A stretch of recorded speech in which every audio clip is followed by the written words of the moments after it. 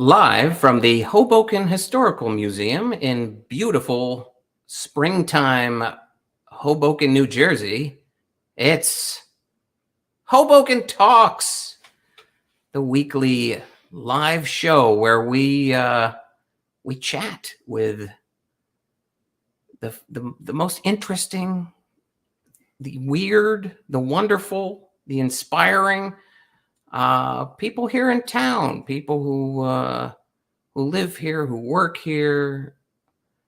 And we got a good one this week. Oh boy. Oh, you're so lucky to be listening, watching. Do you watch TV? Do you watch movies and stuff? Pachinko, you familiar with that one? It's a show on HBO Apple. It's on Apple. No, the other. I got confused. It's on the Apple Plus.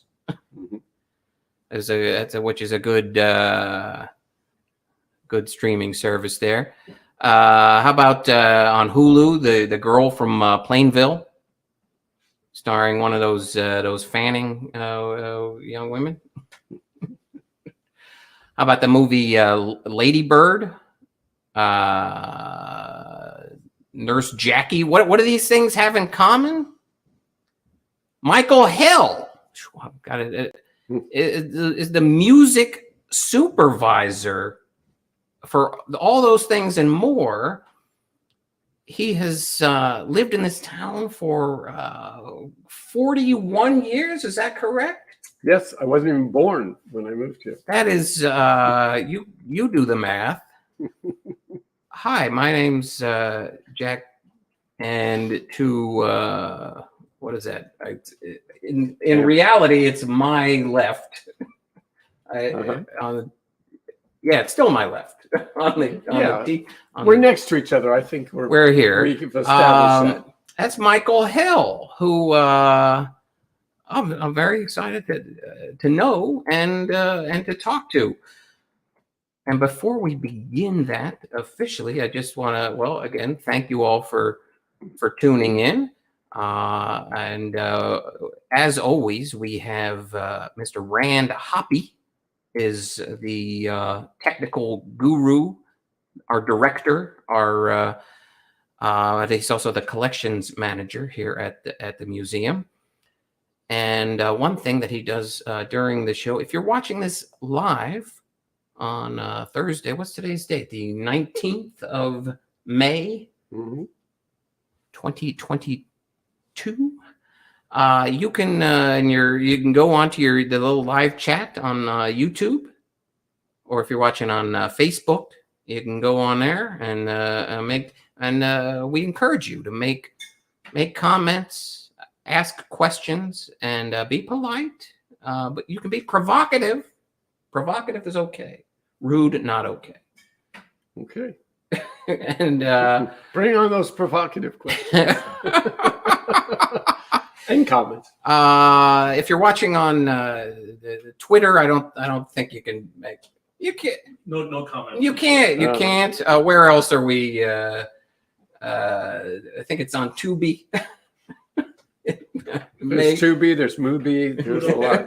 Freevee. There's Freevee now. Okay. Welcome, Michael Hill. Well, thank you. I'm happy to be here. I love the Hoboken Historical and Museum, I have to say. We have a lot of ground to cover. Okay. We have 41 years. No, we have more than that. 41 years. We're going to start on the day I moved in. But because I don't want to run out of time, I want to start with this because I think people tuning in.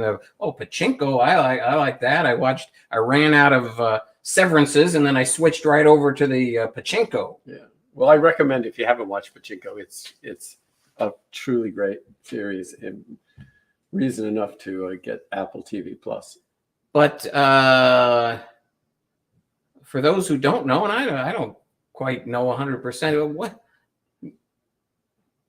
your job? What is it? Define it. If only I knew.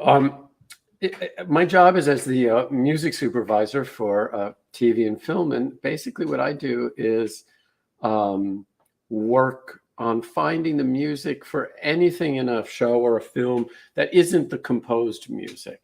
You're in a bar, you're in a restaurant. We have a wonderful montage of the lead characters going somewhere. A band is playing, like in Pachinko, if one watches, I have one episode in which I have a string quintet playing. We have an opera singer. We have an 80s new wave Japanese band. All of those are things that I found the music for, I organized recording sessions for, and in many cases, work very closely with the composers, sometimes helping the producers figure out who should be the composer on something. Right. And also, like on Dexter New Blood, where I worked with Pat Irwin, who's a great musician who has played at Maxwell's when he was in the band The Ray Beats. And Eight-Eyed Spy probably made it to Maxwell's also. We worked very closely on Dexter New Blood last year and tended to talk a lot about, this is what I'm thinking of doing. What do you think of that? So it's really lending an ear to as much as I can when it comes to the music without actually composing the music. So you actually answered one of the questions that I was going to ask, but and I guess this is much more common in movies than for TV, but when original song, songs are recorded that might end up on a soundtrack album or something, that's you also. Yes, exactly. Yeah.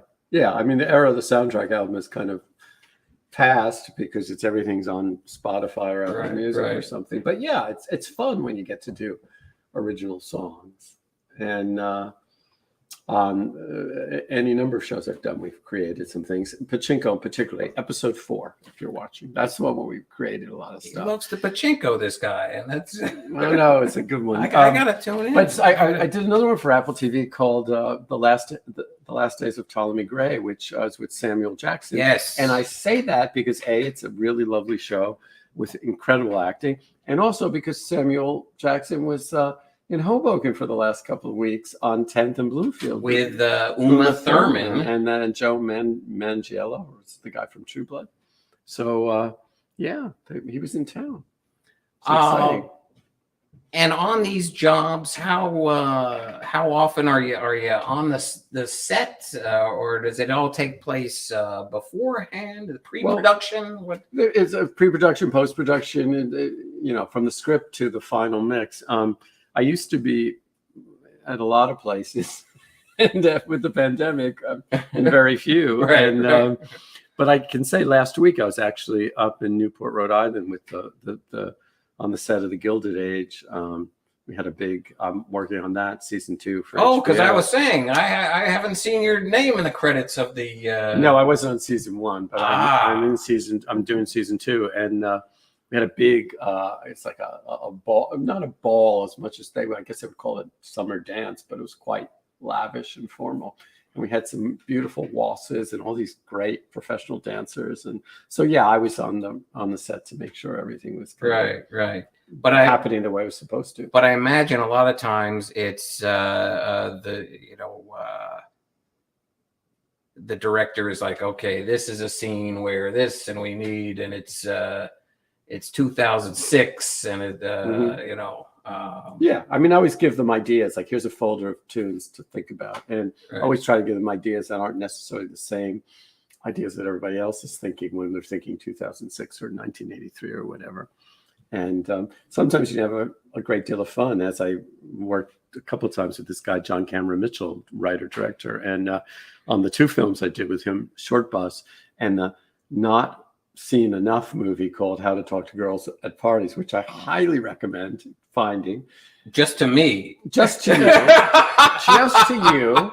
You'll like it. You'll get it. I know. That sounds like. But we had a ton of original songs. John Cameron Mitchell, who people know from the Hedwig and the Angry Inch. Yeah. I'm from Canada, so we say angry centimeter. Yeah.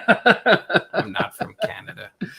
But yeah, we did like a ton of live music in those things, which was really fun. And, not a lot of budget, so it's even more exciting. Where was he? Oh, he was just in the...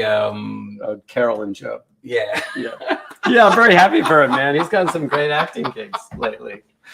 And also a friend of Yola Tango, and that ties into yes, and Yola Tango did the part of our well, they were our scoring composers for a short bus, actually, way back when. all ties Which together. all comes together, yes.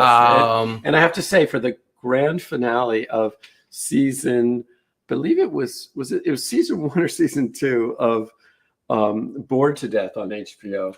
An absolute favorite of mine. What is the, now I'm going to, I'm going to blank on the name of the song, I'm sorry, by Yola Tango. It'll come to me at some point, that we used, and it was so perfect. Not Mr. Tough. Mr. Tough, thank you. It was Mr. Tough. Which name checks Toddophonic Todd. Yeah. So to be able to, I mean, knowing I were in Georgia, I could give them a heads up, like, hey, I'm going to ask your label and publisher, we want to license this. And it was so perfect. And where this it just makes me excited to have my old friends from Garden Street. But viewers are wondering, well, how does that connect to Jack? Well, I guess it was maybe the second season or something of Bored to Death, which for those of you who haven't seen it, you go onto your HBO Max. Yeah, after you watch Pachinko, go to HBO Max and watch this one. But Jason Schwartzman and Ted Danson and wonderful. Galifianakis, was he? Yes, Galifianakis. Yeah, he was. But via the social media, which was not quite what it is now, but I won the soundtrack album. And you it was did? Mailed to me at my home. So that was very exciting for me. Wow. Did you have to answer a question or something? Or you just put your name in the digital hat? You know what? I'll search my online memories. That's great. That's a great soundtrack album. And I'm not saying that because I put it together. But it really is. And it's one of the last, you know. I mean, things were changing so fast in terms of digital, like physical media, that, I was so happy that we did that. That was great. And those people, all those people are terrific. Indeed. Anyway. All right. Now, Hoboken. Now we roll. But I want to go even before Hoboken. I want to, where did you grow up and stuff? And well, the short answer to that is I'm a Jersey boy through and through. And I was born in Newark, as we say, not Newark. Sure. I grew up in Orange. And on my Italian side, grandparents, because everyone, most of us have an Italian from a certain era in Jersey, had a home down in Lavallette, which I spent all of my summers. And it so happened that next door was the Thesaki family, who were from Hoboken and owned Johnny's Prime Meats, which is now on our screen. And he said, you can't beat our meat, but you can lick our chops. It's just like, I swear to God, that was on a t-shirt. Johnny's Prime Meats, #canceled.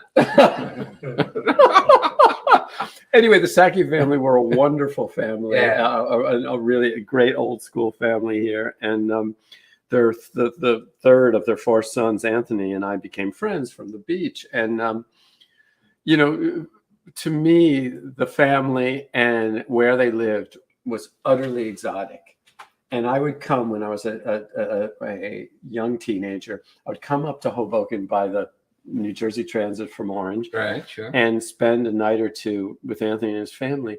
And they lived at the time above the shop, and in this little apartment. There were 4 sons, and then a guest, and 1 bathroom, and maybe 2 bedrooms. It's just like, what is this town? Right. This was the 1970s, and it had not quite gentrified yet. And I was kind of befuddled by the whole thing. And the waterfront was like you were in the tenement museum. But, I mean, they were the most wonderful and warm people. And Tina, Anthony's mom, was just an amazing cook. And I could eat, honestly, a half a dozen of her veal Parmesan cutlets in a row.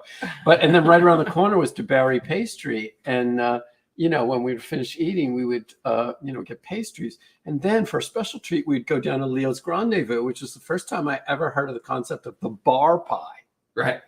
Anyway, to me, Hoboken was exotic and interesting and full of, stuff I hadn't heard of before, but it also seemed very constrained and, like boy, people are living right on top of each other. And I never honestly thought that I would live here, yet somehow after I got out of college and was trying to figure out where to live in the metropolitan area, another family, the Yuvas, rented my grandparents, which are now my parents, rear cottage, which was a rental. Right. They lived in Hoboken on Garden and 11th and had a rental property on Park and 10th.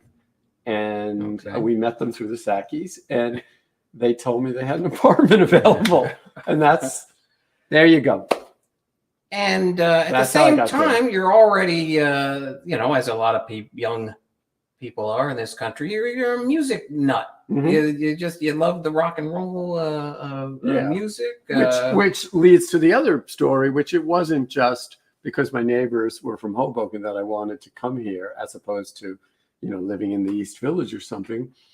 It was because I had been introduced, firstly by Glenn Morrow, who continues to run Bar None Records, whom I met in the late 70s, introduced me to Maxwells and asked me if I wanted to write a review of a band that was playing there. And this was maybe 79, 80. And that was the first time I came to Maxwell's, very early. And it's and your first experience with payola. Yeah. It wasn't one of his bands. Oh, okay. All right. All right. But he didn't have the label at the time. He was working at a magazine called the New York Rocker. And I read New York Rocker. Yeah. So there you go. Anyway, a bunch of Glenn worked there and gradually kind of sucked me into the world of the New York Rocker. And Rand, I believe we have a photo of the sample issue of. There we go. There it is. That's the New York Rocker, the Hoboken scene issue, which featured on the top row the bongos, with on the right of the cover is Jim Mastro, who is still a major player. Sure. The guitar bar. Yeah, I mean Jim has really done so much for young aspiring musicians in Hoboken, as well as and many great artists who come in there to get guitars. I know so many people who come over for that. And then on the bottom we have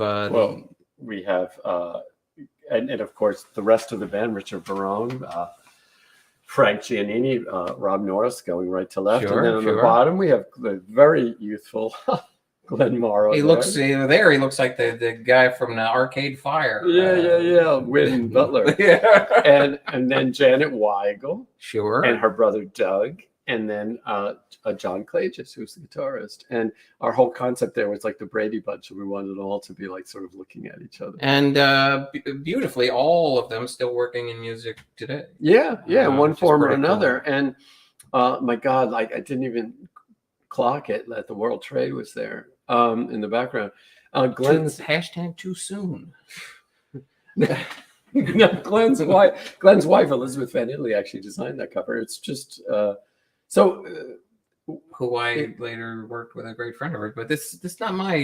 We're not interviewing me. Now you had a job. You have a salaried job at the. Yes, I will. I'll be very blunt and say I did. I ultimately, Glenn was starting his band and said, "You should take my job at the New York Rocker." Gotcha. And at the time, I was trying to be involved in music in whatever way I could. I started out wanting to be a writer, and I did do a fair bit of writing in the early days there.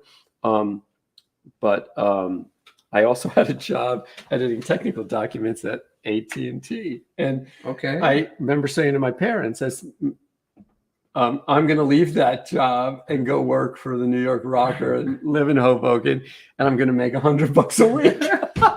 Now, where was that? Basking Ridge or Bedminster, actually. Okay. And I'll tell you, I just remember my father thinking, "You are completely nuts. Like you will have a job for life." And of course, if you were here today, I'd say, "Look, Dad, I would not have had a job for life. It doesn't even exist anymore." Right. Anyway, I took the big leap and I took the job at the Rocker. And believe it or not, for $100 a week, you can actually for $400 a month, I could pay my rent and live. Particularly because we were always going to these like record label things back in the day when there was a lot of free food and drinks and stuff. And I'm guessing that it sort of the job sort of widened your musical palette, or I don't know, or were you always into everything? Or well, the rocker in particular, what I loved is we kind of hit that moment in the greater New York area where so much was going on, not just in music, but in art and independent film and, Basquiat, Keith Haring, Africa Bambaataa. There was just a confluence of wonderful things going on. So with the rocker, we didn't just deal with indie rock. We dealt with the emergence of hip hop and breakdancing. We have a photo of you with Curtis Blow. He loves that basketball. That's one thing about Curtis Blow. I have to tell you, this is a photo. This is a photo by Laura Levine, who. Oh, is it? I couldn't. Yes. Laura is. Go to Laura Levine Pics, like PIX. She posts great things, particularly from her work in the 80s and the 90s. Nice. And we worked closely together on the rocker, just had amazing adventures. And we did a whole thing on hip hop artists, which actually some British magazine commissioned us to do this. And so we were in Harlem and the Bronx, like photographing all of these, meeting them and photographing them. And we went up to meet him in Kingsbridge Park. And I think it's in Kingsbridge, right? And we went to his apartment and hung out with him. It was just a trip, man. The whole day was an incredible trip. I was so young, and he was too, and he had just done the breaks, and and hip hop. These are the breaks. Anyway, hip hop was such a new thing, and I was really thrilled. I remember we went up to Englewood and we met the people who ran Sugar Hill Records. Nice. Okay. I know somewhere in my basement is my Sugar Hill Records candy jar. I hope I still have it somewhere. I hope it's there. So yeah. Anyway, Laura was. Her trove of photos, I can't speak highly enough of what she's done. And it was a thrill to be a part of it. And there's a very famous one, which I just want to interject, of Tina Weymouth and Bambaataa, which was, it's a story for another time, but that photo session led to many, many things in terms of the intersection of hip hop, the Tom Tom Club, right, sure, and all of it. And it all happened one morning when we were together. Fantastic. So you worked how many? And here is another Laura picture from our heyday, and look at that. It's the Path Train with the members of the individuals there on the bottom right, and a lot of bewildered business people. And there's Waldo. You can see. Who else is in there? Do we see any? But what did you notice? Else? A, it's all guys, and B, everybody's got a suit and tie. It was no business casual for them. Yeah, well, it's probably not, casual Friday or what. I don't know when that was invented, but definitely not then. Another cool thing, and I guess people who know the Path Station, but if you don't know the Path Station, it's kind of funny that the train is right behind. Yeah. I'm trying to think exactly. It must have been right going up to the old steps to the train station before they widened them and made them nicer. That's great. That's a wonderful picture. And then we have another New York rocker era. I think it's a party. And there's a reason I selected this picture, because you'll see on the right Ira Kaplan laughing and holding the guitar, playing the guitar. And sadly, we cannot see Georgia Hubley, who is on the drums. She is blocked by Peter Holzapfel. I thought that might be Peter Holzapfel. Who's in the band The DBs. Anyway, that's me on the left in the striped polo shirt. And what were we doing? We were doing a group sing-along to the song by Flipper that many of you know, called Sex Bomb.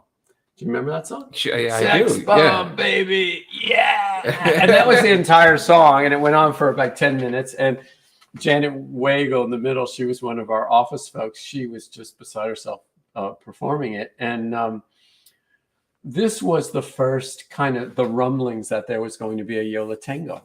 And, Now, Ira also worked at? Yes, Ira. Yes, yeah. There's so many little interlocking details here. Yes, Ira worked at the Rocker also, and so we were all like this kind of happy family of people who were. Some were from Hoboken, some were from New York City, from Manhattan at the time. Everybody hung out at Maxwell's. I remember after this party, all of us decamping over to, I think we may have stopped at Schaefer's for some food. Sure. And then we all decamped over to Maxwell's to persuade Steve Fallon to like let us hang out all night. Now, but you know, from there, from these humble beginnings, I hope so. I just can remember the morning after trying to clean this place up.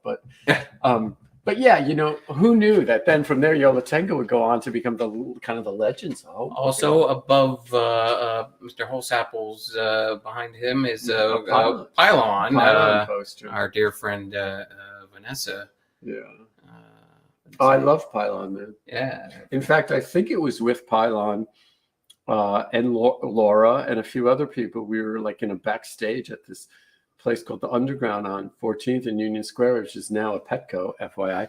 And and we're sitting there. It was like 3 o'clock in the morning. It was New Wave Wednesday, and Keith Haring runs in, and hands us each a pin. It was either the Radiant Baby or the Barking Dog, and I was handed this pin, and I thought, man, I have totally arrived. Like the moment I got that pin, because you know there was no pop shop, there was no marketing of Keith. He was just running around, and to me, I thought this is like a badge of honor. And I had this ripped up jeans jacket. I wore it like every day, and I still have it in a little box. Yeah, that's a memory. That's very cool. Then you and Ira, I believe, you're like, hey.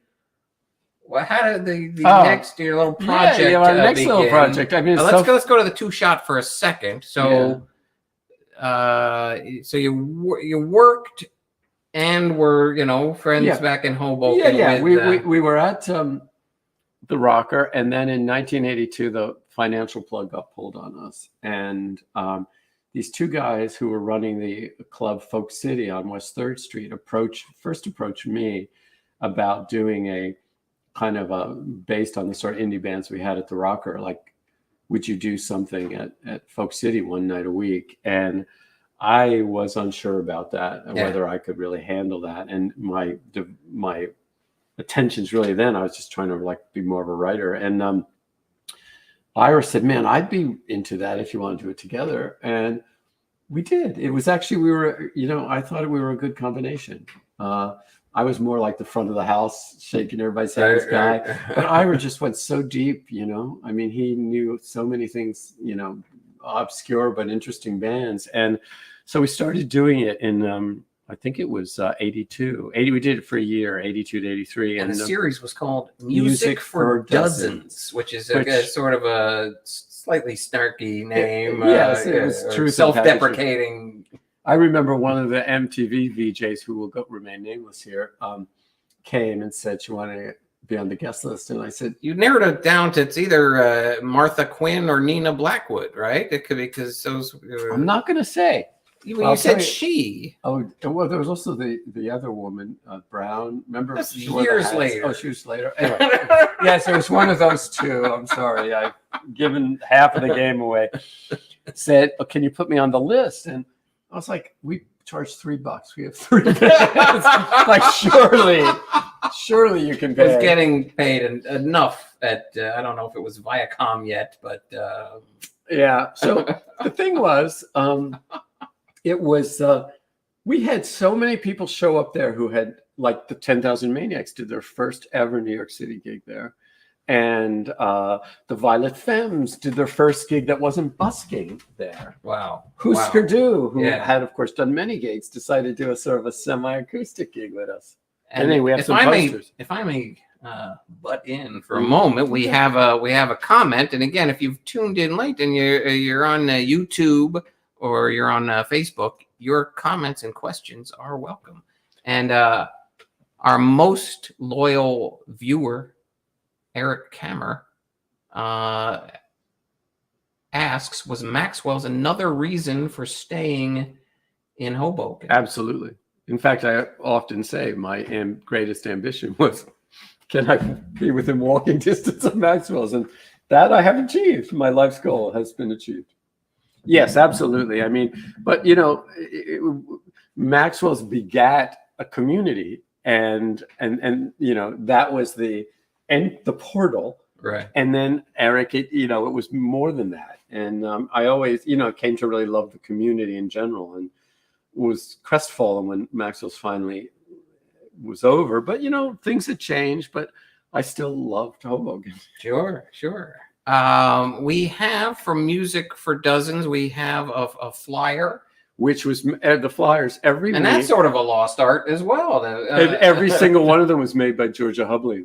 There are a number of people who had collected those things, every week. So here we have $3. It's December 1st. The year is probably 82. December 1st, 82. Meat Puppets, who played last night in Tucson, Arizona. Really? I mean, they're from Arizona. Well, our friend Andy Peters went to see, I guess it was Meat Puppets and Mudhoney in Tucson. Wow.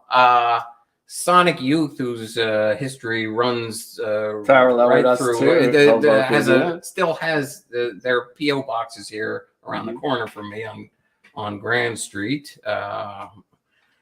I mean, and they were second build, man. I mean, it's amazing, right? They were so early in their now history. Who's Hose? I know Fire Hose, but I don't know Hose. Right. Now Hose is the most obscure thing. However, Hose was fronted by then NYU student Rick Rubin, who would go on to be a huge factor in the popularization of hip hop. Yeah, Def Jam, the Beastie Boys. But also Johnny Cash singing Hurt, man. And so many. I mean, damn, he's done an incredible amount of production. Sure. Red Hot Chili Peppers. And he's become, this almost Buddha-like figure. But when I knew him, he was an NYU student, and he and I used to meet at the bar occasionally at Folk City, and we'd talk about hip hop, like the new thing that was hip hop. Nice. So, he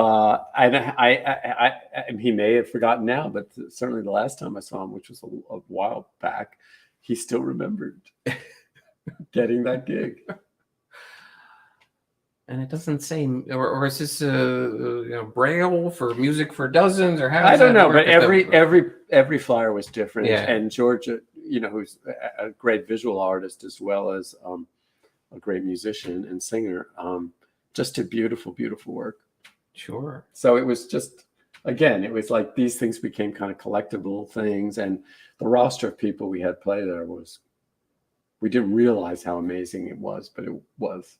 And for the obsessive fans of Hoboken Talks at home, now that you've heard about Music for Dozens, you can go back to my interview with Todd Abramson, because when Music for Dozens finally ends, a new series takes over.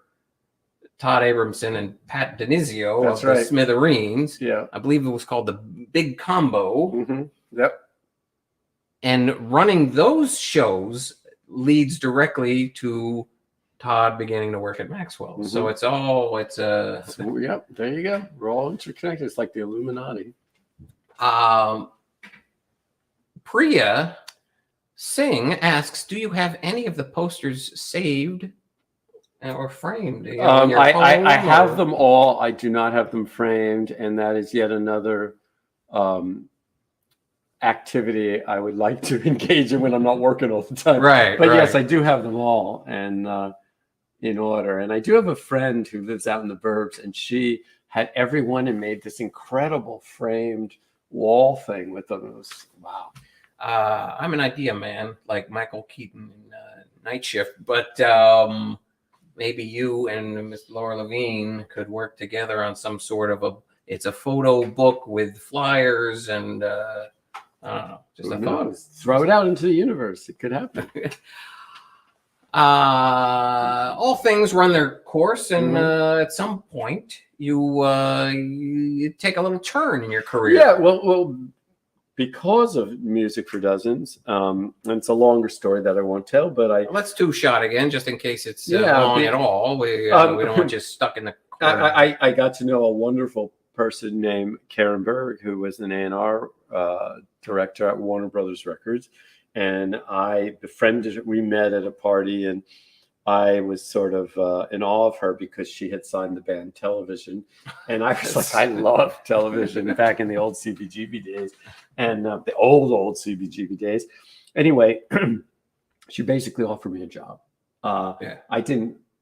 Someone had left Warner's and moved to LA, and she invited me up to the Warner's offices, and there was a guy sitting there, and the three of us just chatted away about Music for Dozens, about bands we liked, and about the fact that me, Ira, and Georgia were just about to do a performance of Jonathan Richman's song at Danceteria, in which they were playing, again, the roots of Yola Tengo. Yeah.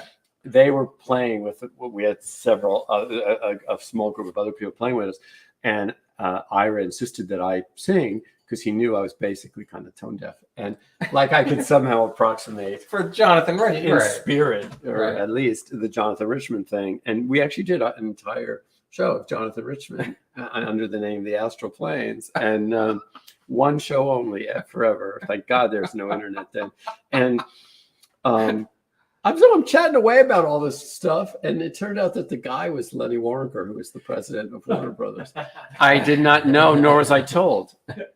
A week later, I had a job for 15 years. And we have a photo of you at Warner Brothers in the A&R department. That is correct. And for the kids out there, it's artists and repertoire. What does that mean? I know. I used to make a joke and say it's artists and restaurants. Repertoire, what it was, an A&R, I mean, the classic A&R person signed an artist and then found songs for them to record. Okay. You know, back in the olden days. Right. And that's true today, I think, now, people who do that. With some of the pop Yeah. But when I was doing it, it's more about scouting bands and bringing them to the label. And for those with a technical bent, you'll notice one, no computer. There didn't exist. A reel-to-reel tape player that I always had trouble with. You know, those were always a pain in the neck to try to put them on. I had a cassette deck and a little kind of monitor-y thing that I was always also confused by, but it looked good. So yeah, you had a receiver, I had a cassette deck. Oh, and I had a turntable. I guess at the very top, there was a turntable there somewhere.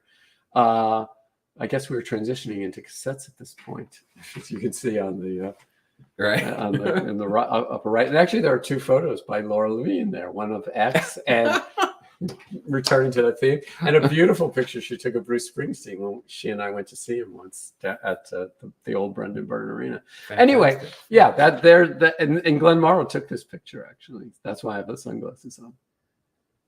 Trying to get the individuals on Warner Brothers. Well, that may have been part of it. Yeah. But anyway, yes, there you go. I had changed careers. Here I am now.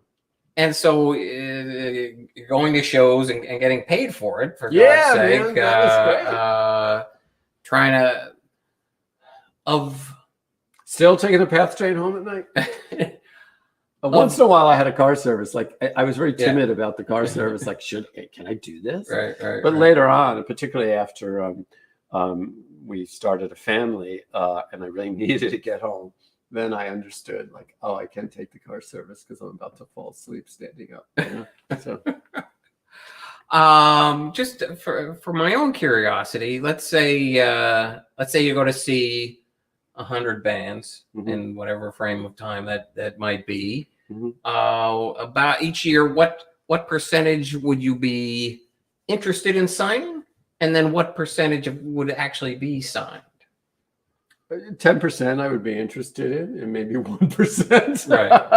Right. I mean, there were bands I really wanted to go after, but something would come up or someone didn't agree. And you weren't just going blindly to shows. It was shows that you hoped would have, because of a certain venue or a certain other band that was on the bill. Yeah. Or And I was very lucky because of actually Music for Dozens that I had come to know the Replacements, and their manager at the time, Peter Jesperson, and I befriended each other.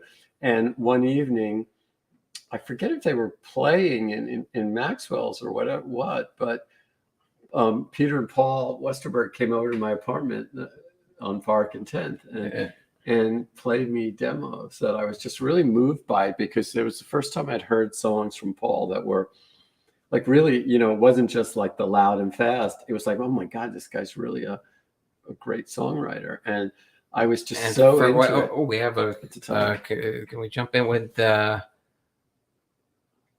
wait, let's actually, Rand, can you hold this question for a second? Just want to finish, because we're on the Replacements. It's sort of a key thing. And for for those who don't know, if you're too young or you're too old, there might be. But this was a band out of Minneapolis, Minnesota. Started out as a very sort of a punk rock, and the Kids Don't Follow, and F School, And they were kids, they were teenagers, and they're on the Twin Tone label. But there were already glimmers in the early albums that maybe this Paul Westerberg, had some songwriting talent that would rise above that genre. So that seems to be about the same time that they, So yes, thanks to Maxwells and Music for Dozens, and actually Ira and Georgia hosted the band, except for Paul. He stayed somewhere else. Just remember, they all stayed in the house, the kind of communal house where Ira, Georgia, Emily Hubley, I believe Peter Holzapfel. There were just a number of different people. I forget if Todd was ever there. There were like, there's a bit of a revolving door of interesting people who all lived in this house between 7th and 8th on Garden Street. And when we were rehearsing the Astral Planes gig down in the basement where they had a rehearsal space, I remember Bob Stinson, the now late Bob Stinson, was just rolled up in a blanket in the living room like all day, just to sleep. He never woke up. So anyway, another great Hoboken memory. So so we have a couple of Replacements photos. I think, and we won't forget Rowett's question. We're gonna go back. We're gonna go right back to Rowett. But I think from a classic 1986 gig. Yes, which this thing laid in a vault for like more than 30 years. And I remember very well when we did it, we had to get the street and get this big truck in there. And, the band was being their usual, how are we going to F this up selves. And they basically, we wanted it, Seymour Stein and myself had conceived this as a way to show what they were like live. And we wanted them to play songs from Tim, the album they had put out on Sire/Warner Brothers. And they, of course, proceeded to play just about everything else but those songs. Right. So at the time, no one saw the value of pursuing the live album. And to show you how what the times were like, and certainly my thinking, I was like, oh my God, we spent like $4,000 to do this. Like what? Like all that money. And of course, fast forward now, there's this legacy artist and a lot of interest in the archival stuff. This comes out, it did extremely well. And it's a handful of years ago, right? This is maybe like 4 years ago it came out, but it did really, really well. The vinyl sold extremely well. People loved it. And Rhino was so delighted with how it performed financially that they've done, a whole series of reissues since. Right. And it all was thanks to that, and also thanks to the guys from Rhino, and then later Bob Mayer, who wrote the book about the band, really pursued a lot of this archival stuff. We'll come back to that, and then we have one more photo, and then we'll get back to the question. Yeah. So here we have on the left is Seymour Stein, the legendary Seymour Stein of Sire Records. Yeah, God bless him, man. He's still, the Ramones. So everybody, Talking Heads, the Ramones, like you name it. Madonna. No, not Blondie. No, that's Richard Goddard, his former business partner at Blondie. Yeah. But yeah, I mean, he is a legend for sure. And then the band, Tommy, Paul, Chris, and Slim, who they're looking a little like the Bowery Boys there, a little Hunts Hall-ish. Yeah. And I will say this: this was very. You should read Bob Merritt's book called Trouble Boys to get the whole story. But we were in Memphis where we recorded the record at Ardent Studios, and at this very fancy restaurant called Justine's that Seymour wanted us to go to. And we eventually got thrown out of the restaurant, first because Seymour led us all in singing Tin Pan Alley songs, which is what he liked to do, in the middle of a party. And also because the dessert was this wonderful chocolate mousse, which each member of the band promptly put in their hat and then put the hats on their head. And when that happened, we were all 35 or 40 people in this big dining room. We were told to leave, and took the party back to the Peabody Hotel. Anyway, let's go back to two-shot question. So Rohit's question was any music-related opportunities along your career that you think you may have missed out on? We all have what if moments in our lives. Yeah, but, I mean, so the ones that sort of still pay me are the ones where I really wanted something and couldn't get it. For example, the Gypsy Kings. I really wanted to sign them and saw their first ever gig in New York and was just like gaga over them. And basically Elektra Records, after I suggested we do it, the head of Elektra offered them a lot more money than we did, and they went with Elektra. But then again, they ended up on Bambaleo. Yeah. Anyway, they ended up on Nunsuch Records, who are some of the nicest people in the world, and it gave Nunsuch, a lot of dough in which to sign great artists. So I don't really begrudge them all that much. Yeah. And I was very early on interested in a lot of hip hop music too, and my role at the label was really as a rock guy, so I didn't get to pursue things like that. Though I do wish I had been keener on the Beastie Boys. I mean, I certainly was aware of them and used to see them running around town all the time, and and saw them as like a fun performance art thing, but I didn't initially get what they really, what they were capable of, and certainly kudos to Rick for doing that. So. Who knows if he even knew how they would develop from License to Ill to I mean, I admire that. Yeah, I mean, as I said, I wish I was on that a little more than I was. We got to keep moving here, right? Okay. Oh, is this the next photo? This is well, this is Pure Platters, which we'll move fast here. Right, the beloved record store on Newark. It's funny, someone. It's 94 because it is Edwin Collins. In the city, in Manhattan, there was the Other Music and Kim's Video, which were the record store for indie music. Pure Platters to me was like warmer and fuzzier than both of those places, as much as I liked those places in the city. Maybe because I knew Tom Prendergast and I knew Bill Ryan, who ran it, and so was very, very friendly with them, and could always be assured, particularly when I was talking to Tom, who was a co-founder of Bar None Records, his taste was impeccable. And still is. In fact, he does a radio show from Limerick, Ireland. I'm on his weekly email list. Yeah. So look, Rand is wearing a Pure Platters t-shirt. I gotta get one of them someday. Anyway, Pure Platters was a wonderful resource. I want to say it's now Insomnia Cookies. Yeah, I believe it is. Like, what can I say, man? There's nothing wrong with cookies, though. Platters. Look at this guy. Yes, we're gonna. You're coming up. But DJ Mike C, he's coming up in the narrative. Wonderful guy. Yeah, wonderful guy. All right, our next photo. I used to, with Pure Platters, I used to run in there when I needed to get a record to, like, oh my God, but what is this band Built to Spill? I would run into Pure Platters and then thinking about that because I saw Built to Spill with White Eagle, and I had bought There's Nothing Wrong with Love at Pure Platters, but I went backwards because he had done a record with Calvin Johnson, and I'm like, who's this guy? Oh, he has a band called Built to Spill. So, I also.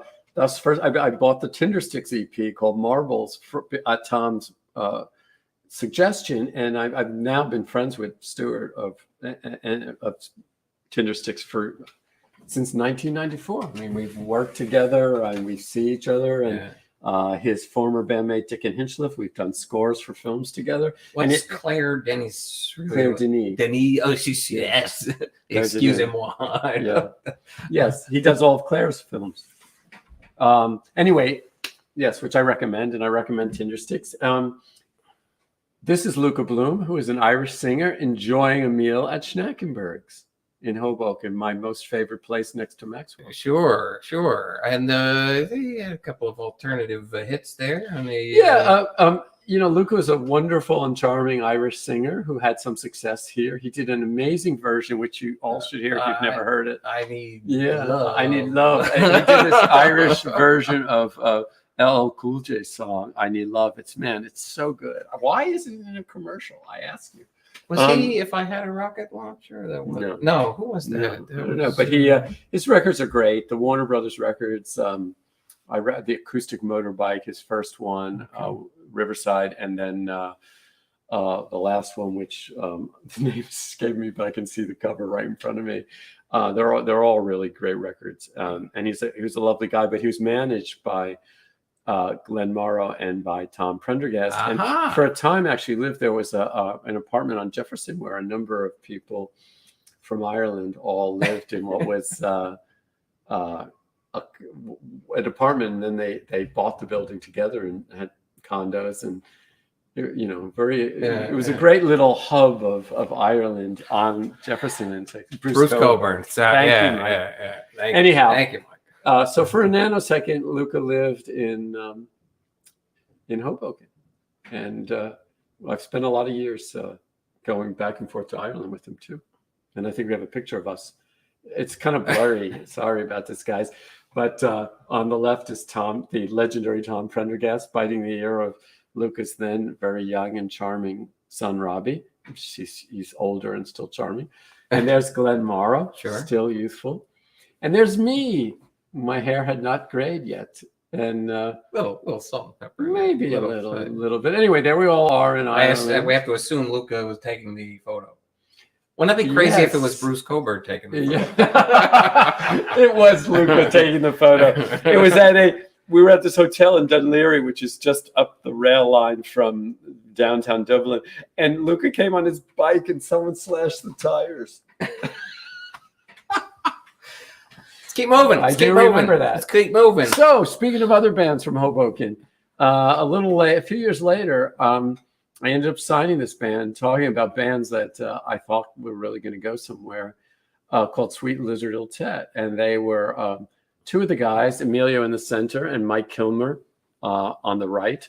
They are the sons of longtime Hobokenites. Families have been around forever. Hugh Kilmer was a well-known artist and teacher. And they did this kind of industrial funk / hip hop thing. For those who've heard this music, and there's a small coterie of fans, they were truly ahead of their time. But as one discovers, sometimes you can be far enough ahead of your time that you just knows what you're doing. And I thought I was really onto something. And Warner's was very generous with us. And if you could ever find a CD of this thing, which is probably on but the next slide, you can go onto Discogs and maybe you got to check out the booklet, because we had this East Village comic artist. You, Ram, might know who it is. I can't remember the guy's name. He did this wonderful but very radical comic. It was like 28 pages. It gives that many pages. And it had things like gallows in front of the White House. But this was meant to be a very left-wing radical thing. We didn't realize that in, 2021 that people would do it, but it was somebody else. Anyway, but it was all this radical anti, 1% kind of stuff. And we're talking 20 some years ago. It was great. And their video, which you can find it on YouTube, called Rat Funk, has them kidnapping a banker on Wall Street and putting him in the back of a car. Warner Brothers paid for us to do this. And then they take him to the East Village Amphitheater and throw him on the stage while everybody's playing, and all these like tattooed freaky people are jumping around. I mean, we were so ahead of our time with this thing, you know, almost, you know, the Zuccotti Park, all of it. It was just it prefigured a lot of things. Seth Hoboken. Yeah, I know Seth. Sure. There you go. Thank you. Yeah, that's very cool. The thing. So we did something very, very cool that nobody knew. Now, Boo Reiners, who's on the right in the on the cover, now has Demolition String Band with Arena Sky, and they've done really well. And a long time guitar bar instructor. That's right. I was doing a show called Happy for the Sci-Fi Network and Netflix, and one of the guys the villain had to learn how to play the banjo. So he came over to Guitar Bar, and I had Boo tutor him. So yes, using the resources of Hoboken. There you go. Yet again. So moving a little forward in time, you know, we're losing Maxwells along the way here somewhere, but one thing I managed to do is start organizing a block party on 9th Street between Bloomfield and Garden, where I live. And it began about... And I don't want to give it too short shrift, and you know, as the time grows shorter, but you mentioned a family. So why don't you give a little, at least a shout out and acknowledgement that you met a nice yes, I know Susan likes to stay, doesn't want the publicity here, but Susan Merkel, who is on with you on the board of our library, and also is celebrating her birthday this evening. So if you come to Olivia's, you'll see us. Anyway, and we have two children, Stephen, who is a musician, Stephen Hill, and a composer, and Claire Hill, who is now in law school, so she'll take care of us. Anyway, we would have these block parties, and it started. The last one was in 2019 before the pandemic, and it began because there were these guys living down the block who had a band called Hello Radio, and you can still see their stickers. There, I was going to say the best stickers. Their sticker program was awesome. Their sticker game very strong. Their sticker game extremely strong. Anyway, they're really nice guys, and they used to. Alphonse, Joe, Chris, and Mike, and they used to strum their guitars and stuff on their stoop. And of course, me being the former A&R guy, I'm like, I wonder if these guys are cool. Right. And so I struck up a conversation. I remember them talking about some of the bands they really liked, and one of the guys said they really liked American Analog Set, which is a pretty obscure reference. And the moment they said that, I was like, oh, I love American Analog Set. I'm one of the 10 people. And I said, you guys should play. We should have a block party, and you guys should play. And that began this 10-year run of these wonderful parties, which leads to more contemporary times where Mike Simicata, known as DJ Mike C, who lives in the neighborhood too, came as first one. We had 3 DJs, and he was one of them. And yes, that is your laptop, his DJ controller, and his half-eaten burger. I'd even say maybe even 2/3. And then Mike became our go-to all-day DJ. I can't thank him enough. And it was a way to really have another Hoboken talent there. And Mike plays at Northern Soul. He plays in the East Village. Sure. And one thing I got to at the old DCs, right? He's a Twitch streamer. And the Twitch, the Twitch thing. That's what I wanted to give credit for, because during the pandemic that shut down so much of the music world.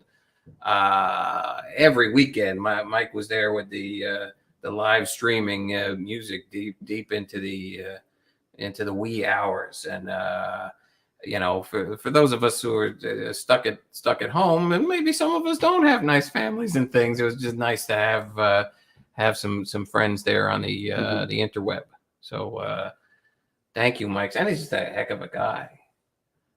Yes, and I was a little distracted because I am one of those American Analog Set fan. Not only do I have all the but then I was trying to think of, because I have 2 records by the next project that it's not the Wooden Tops, because that was an old band. God, yes, but, and they played at Maxwell's too. But it has wood or something in it. Yes, and matchsticks or something. I have to say that the song. I mean, I'm going so obscure here, with this band, American Analog, that they're very quiet. They have a song called "The Postman." Yeah. That is like it's one of the yeah. most heartbreaking songs ever. And when I see the most wonderful postman in the world, Alfredo, our postman, coming up the block, I'm always singing, "He's the postman." In the old days, you could make them a mix seed. Yeah, I still do. I mean, that's part of the wonderful stuff about Hoboken, that you have a community, you have a mail carrier who you just love as much as everybody else in the world. And I don't put you on the spot, but then maybe next time there's one of these block parties, maybe I mean, the pandemic kind of the buzz is kind of gone because people have moved from here. Mike wants to bring them back someday. Someday, maybe not this year. Finish that burger. Anyway, and Priya was asking. Priya had a question about what's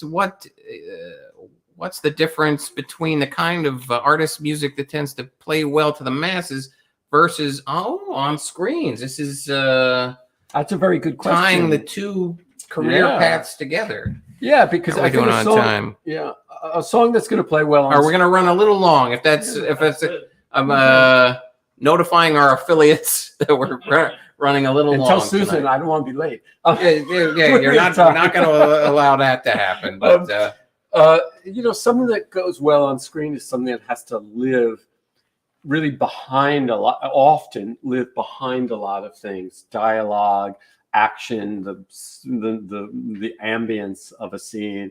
So it can't really stick out all that much unless it's something that you're going to be using as like an opening or an end credit or some montage where there's no other sound playing.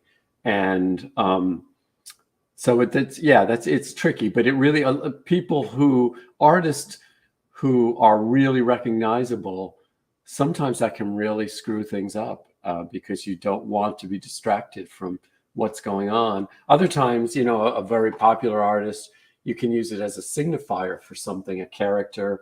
It has some kind of meaning to what's going on. But in many cases, you really have to listen. It's a sonic thing about what plays well behind things and can really live within the picture, not so much take it over. Donna Mullen has a comment here. Hopefully Hoboken will start up another Maxwells soon. This is coming from a white-haired hippie who was recently located to Hoboken at 10th and Bloomfield. Donna, welcome. And she loves Alfredo. We all love Alfredo. I don't know Alfredo. Ren knows Alfredo. I do. He's our mailman. Donna, mail carrier. Connect with us on the social media, the Facebook or whatever. You can look me. You're not on the Facebook. I am not on Facebook, no. But it's on Instagram. But the Gram's my only. But I'm obsessed with music. So connect with me, and I'll let you know everything that's going on locally. And props again. If you need anybody to DJ your party, Mike C is your man. Now, and he always plays my favorite Edwin Collins song, "Don't Shilly Shally." Now wait, Rand, there was a Sam Flax. It says it's Lyle. What does Sam Flax mean? Is it the supply store? Yeah, that's what I thought. I don't get out much. It's very mysterious. Do we have a few more pictures? But I like, too fast? but again, for people connecting the Hoboken Talks episodes, it's kind of fun. Lyle Heisen, who looked that one up on your YouTube. I interviewed him. Yeah, that was a good one. But he has sort of a yin and yang side of the industry where he's representing artists and trying to place their music in shows. And I can tell you, I rely on Bank Robber Music and Lyle and his team all the time. Yeah. And sadly, with the Gilded Age, all the music is from the 1800s. But I'll do some more stuff contemporary. So this slide we got. Sofia Coppola got the Phoenix into that. Yes, one of those. Yeah, exactly. Now Gilded Age are sticking with the artists of the time. All right. Here we are. It's August 2013, and is it July? Is it the end of July? July or August, yeah. Lyle said, "We are from the 1800s, so it tracks." Legends in this. This was the block party for the end of Maxwell's a bittersweet closing. moment, but don't we look good? The legend on Steve Fallon, founder, the founder, with the his family visionary of Maxwell's, a man who understood music, and real estate, and we're trying to get him on this show. But, yeah, Steve is the best, and I owe so much to him, and he provided some of the most amazing nights of my life at that place. In the middle, we have the aforementioned Pat Irwin, with whom I work all the time, and who's been his, with the Ray Beads, 8-Eyed Spy with Lydia Lunch, and then with the B-52s. And don't forget PI3. Oh, yes, that's his own. Yeah, that's his own stuff. Yeah, and there's me. Oh, and then I had to throw this, and also in the back with the hat on is because he's Matthew Kaplan, the attorney. There we go. Who represents a lot of great artists. And wait, yeah, you can't zoom in. No. Look behind Michael's left ear. Who's that handsome guy? Oh man, come on. Wait, who is it? It's me. Yay! I gotta put my glasses on for this. I knew there was a reason I wanted this picture in there. See? But in the middle, you have in the middle, there's one of the most beloved bartenders and personalities from Hoboken, from the great old days, Patty Quinn. Yeah. She was always serving in the front bar, man, and we hung out a ton. And it was so, she's terrific. I only know her in the social media era, but we had a lot of good times. Sure, she's a panic. Yeah. Back, again, it's great. No internet, no social media. Now you mentioned the Bob Mayer book, Trouble Boys. That's correct. And here was an event for the book at Little City Books at First and Bloomfield. With Bob Mayer, the handsome guy next to me. And store co-owner Kate Jacobs. Who herself is a musician and used to be our neighbor and part of the block party. And I asked very nicely if she'd be on Hoboken Talks, and she very politely refused. No kidding. Wow. Well, but we're enough still about this. Next slide. We're still. No, I put this there because it ties a lot of things together, but also I feel that Kate and Donna, her business partner, have done such a great job of making another little bastion of the arts in our community. And I am so impressed with what they've been able to do at a time when owning a bookstore seems really counterintuitive. Donna Mullen, just last night, and Michael and I were both there, but Little City Books hosted. It was an interview with Lenny Kaye from the Patti Smith group, and he's written a new book. And then he was playing songs. That was just a cool little thing to have in a bookstore in Hoboken. Yeah, and, I mean, I so admire them for doing what they did, and it's one of my favorite places. And this is the one chance that I got, to actually participate in an event there. And there you go. This is one hammy thing that I did. Okay, I got nominated for a Grammy Award. I did not win. And all right, it's for honor just to be nominated. Yeah, there you go. That's what I was telling everybody. And they for Ladybird soundtrack, and they gave you all these medals. Like there was this party for all the nominees. Here's some inside baseball. And so there's this party for the nominees, and they give you this medal, and they do these professional photographs of you. And they said, put on the medal. And I thought, this is so goofy. I'm embarrassed by all this. But then I discovered at this great party that with the medals, everyone identified everybody else as a nominee. And it was like, hey, man, I'm jazz instrumental. I'm Christian vocal. But by the end of the evening, you just discovered. That's actually not a bad name for somebody, Christian vocal. Yeah. But it just was like, it wasn't Beyonce and Lady Gaga. Right. But all the rank and file people involved in the making of music were there with their medallions. And I felt very much like, speaking of community, a part of even this greater community. And it was very humbling to be a part of all that. And I was even the next morning rooting, at the show for the Christian vocal. Right. And I would think kind of cool because from your record label guy days to end up as a Grammy nominee is kind of cool. Where it'd be nice at some point if you're well, I guess Emmy Award, you're open for it. How about an Oscar? Why not? Who knows? They don't have them for my job. They have them at that. But if I'm thinking if an original song that where is that? Yeah, you could be in there somehow. There you go. Yeah, you never can tell. I wanted the Short Bus song that was done by Justin Bond to be in the Oscars because I thought, wouldn't that be a trip? To do it on stage. But anyway. And we have one more photo, and it's just my back door during the snow. Summer's over. Yeah. It's a snowy day in Hoboken. Anyhow, but Alfredo somehow still made it up the steps. Well, sure, that's their motto. We've run long. Michael, thank you so much. And it's great, 41 years. I'm only here, less than 30. I guess we're about 28 years now.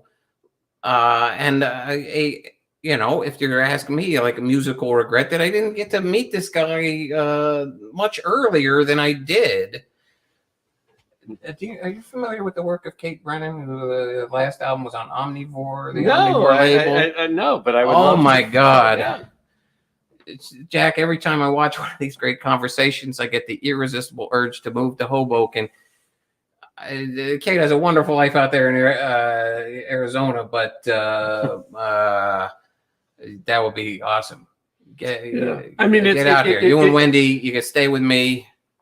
I would just say, on my part, to my last. I'm gonna send you a link to Kate Brennan. Is that I think talking about all this and all the connections and all the people, it just underscores the fact that Hoboken was and is a community that there were that it was not just about there was a club here. It really felt it was a great place to be with a lot of exciting things going on back in that era. And I do hope along the way that more things happen. I think Little City is certainly one of them. And I know we have artists, we have musicians, we have filmmakers. We have a lot of things, and again, I don't mean to keep plugging my previous interviews, but the one I just did with Erica of the band Rest Ashore, a thing that was just so inspiring for me is that even though I wasn't aware of it over the past decade and a half,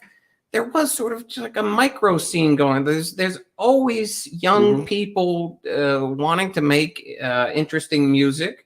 And again, if it's 1% that's doing something really worthwhile, then that's okay. But they were putting on shows in warehouses and things, and the beat goes on, man. Yes, and we don't want to simply be nostalgic. We want to acknowledge and perhaps inspire, but not say, "Oh, wasn't it so great in 1980 versus 2022?" But for me, and look at it, that the Little City, it was that era of the that book, and then the Replacements, the live album, where I was like, "Who's this Michael Hill? I got to know this guy." And it's really a pleasure to know you, and an honor to interview you. Well, same here. We have a lot in common, and it's always fun to talk to you. All right, then. And comment on all your posts. We thank Michael Hill. Again, you can find him on Instagram if you want to see what he's up to, and he posts his latest projects. But what I would urge you to do on your streaming sites, go into the settings and don't have it jump to the next episode. Watch the credits and look for the name Michael Hill, music supervisor on Pachinko, on the next season of The Gilded Age. Boot up the I know we're long, but on the movie Last Chance, Harvey. Yeah, we got it. Did you meet my friend Nicola Usborne? Oh my God! This is like, see, now we're going I love Nicola, man, and Joel. Joel, if you look at She was at Scholastic. yeah. After we'll we get into close, it. I'll Oh tell my you God, something. yeah. But if you go back in Joel's love career to Nicola. his short film Jorge, I loved Jorge, okay, which became Jump Tomorrow. exactly. There's a scene in a bar, and there's Jorge, and a little farther down the bar is me and my friend Jim.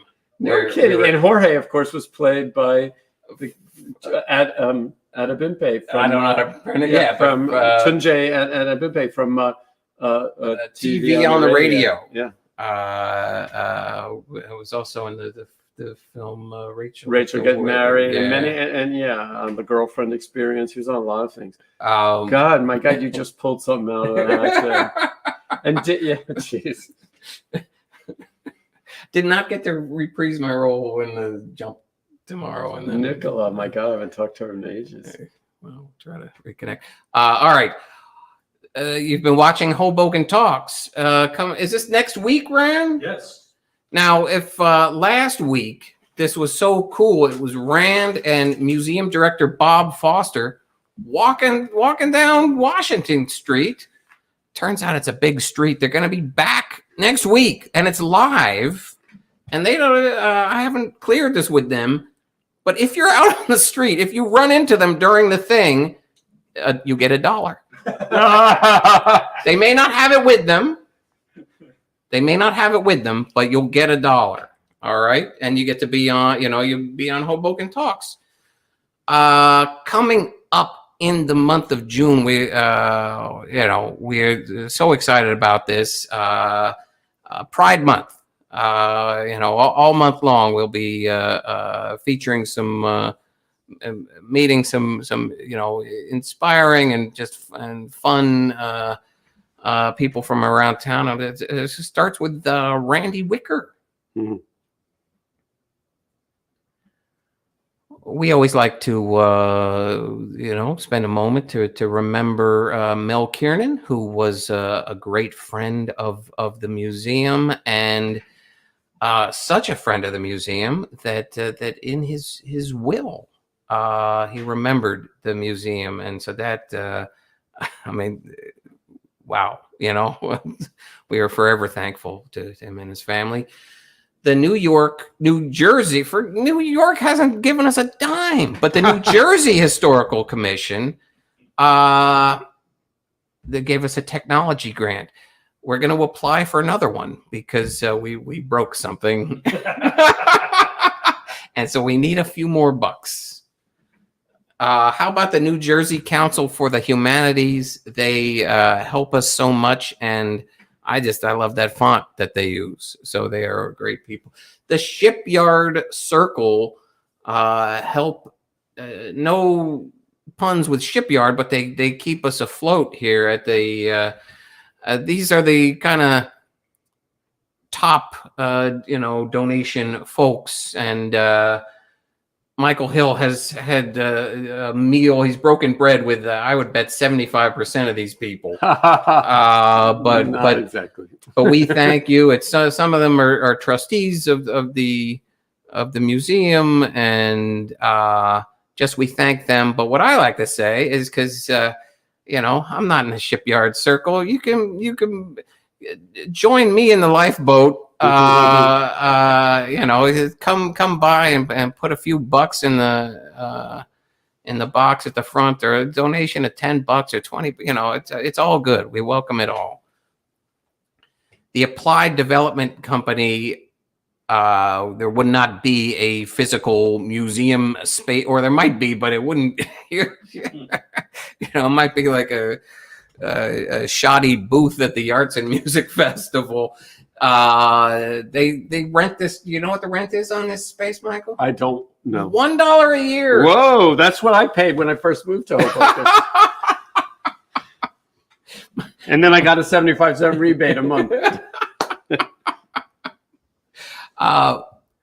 Donna Mullen is back. She can't wait for part 2 of the Washington Street. Part 1 was awesome.